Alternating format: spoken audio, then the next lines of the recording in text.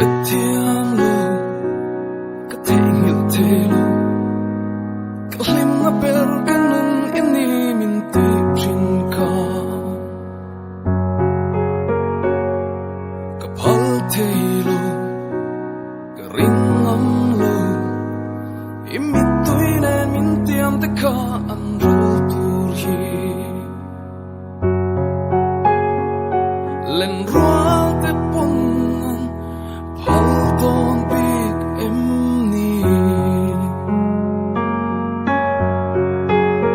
ma se mo van puro kale arsi ten san kwa min van pui trina ton le ni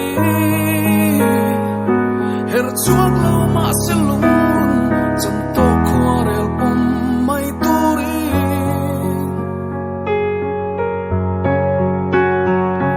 ariang fal hiu kalyam mai tang emang tra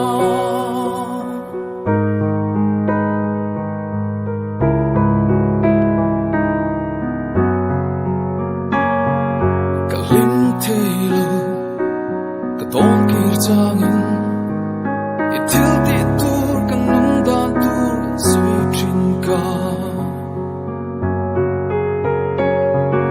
ingai tua to lo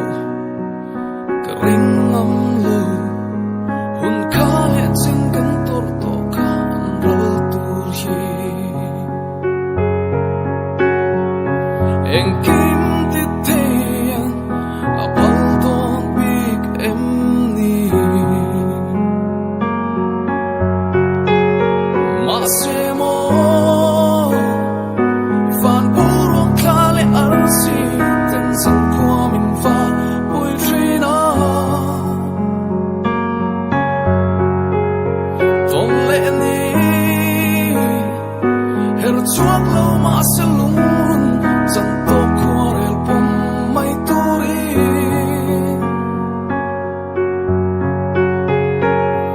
ariang fal hiu kalyam mai tang emang tra